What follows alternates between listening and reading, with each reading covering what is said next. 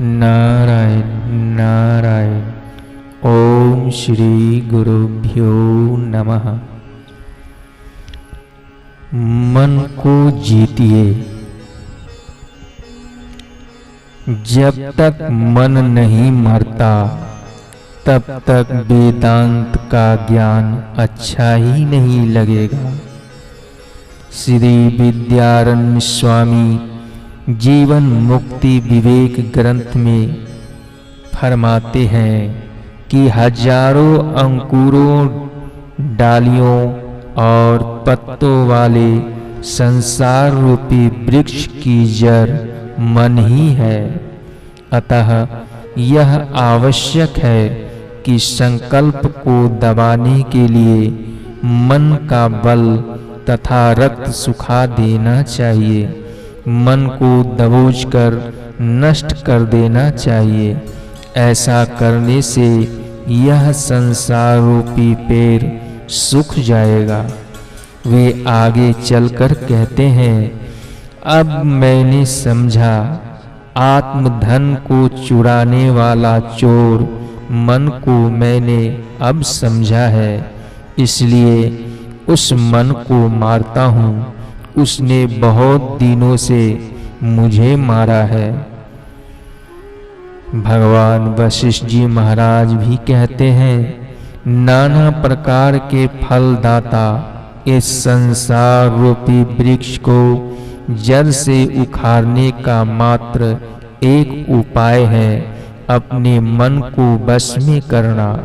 मन मतवाले का उठना और स्वच्छंद बनना ही मनुष्य के नाश का कारण है, और मन को नष्ट होना उन्नति का कारण है। ज्ञानी का मन नाश को प्राप्त होता है, और अज्ञानी के लिए मन बांधने वाली जंजीर है। जब तक परम तत्व के दृढ़ अभ्यास से अपने मन को जीता नहीं जाता, तब तक आधी रात को नृत्य करने वाले प्रेतों पिशाचों आदि की भांति वह हृदय में नृत्य करता रहता है।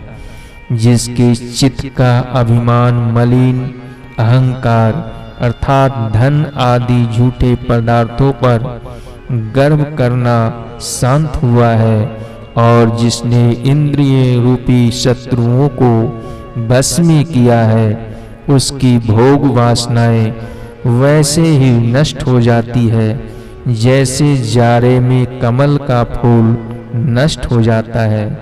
जो हाथ से हाथ को दबाकर, दांतों से दांत बींचकर, अंगों से अंग मरोड़कर पहले अपने मन को जीतते हैं, वही पुरुष इस विशाल संसार में भाग्यशाली बुद्धिमान है।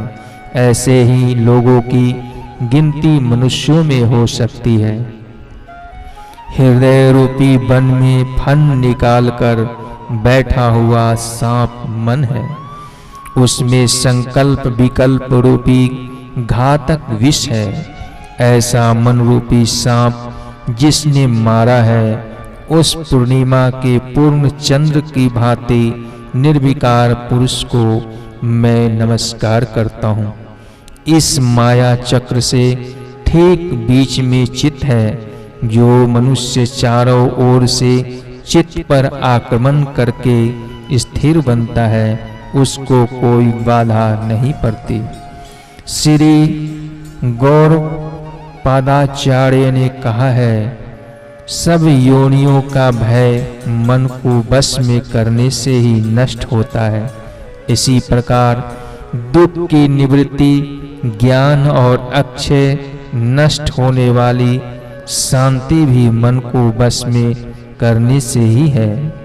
जैसे स्वप्न की सृष्टि एक काल्पनिक बगीचा है और यह दृढ़ निश्चय है, वैसे ही यह जो संसार दिखता है वह भी निश्चित ही एक काल्पनिक बाग है।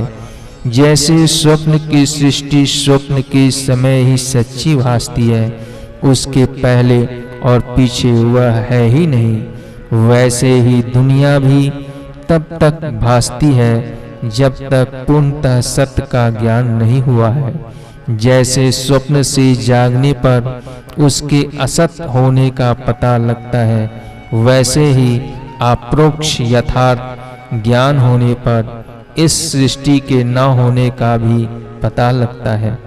प्रश्न है कि क्या ज्ञानियों को यह सृष्टि नहीं भासती?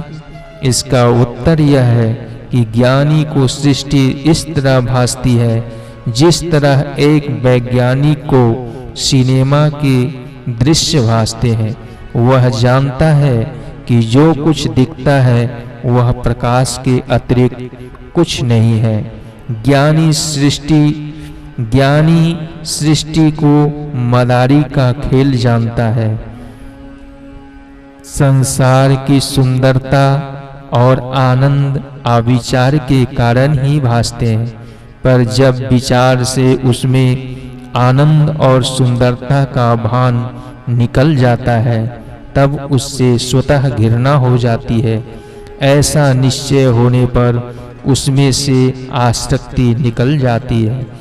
जिस प्रकार कामी विषयी पुरुष सपने में देखी हुई स्त्री की प्राप्ति के लिए सपने के समय करोड़ों रुपया भी देने के लिए तैयार होगा, परंतु जगने पर उस सपने की सुंदर स्त्री की प्राप्ति के लिए एक पाई भी खर्चना स्वीकार नहीं करेगा, क्योंकि उसे पूरा निश्चय है कि वह सपने वाली स्त्री सत्य नहीं है। इसी प्रकार ज्ञानी जिसने संसार को निश्चित रूप से स्वप्नवत समझा है, वह इस संसार के प्रति कैसे आसक्त रहेगा? वह इस संसार के प्रति कैसे आसक्त रहेगा? पूर्ण ज्ञानी समुद्र के समान है, जो वर्षा तथा नदियों के पानी को अपने में समा लेता है, फिर भी उसमें कोई न्यूनता या अधिकता नहीं होती। कुछ ज्ञानी संसार को ईश्वर की विभूति मानते हैं, तो कुछ उसे असत मानते हैं। ये दोनों भावनाएं विषयों से बचने के साधन हैं। कोई भी भावना धारण करके कामनाओं को नष्ट करना चाहिए। मन को मारने से ही ज्ञान होगा और सच्चा सुख प्राप्त होगा। मन की उच्च स्थिति और आत्म स्थिति के लिए भगवान का नाम जप करें।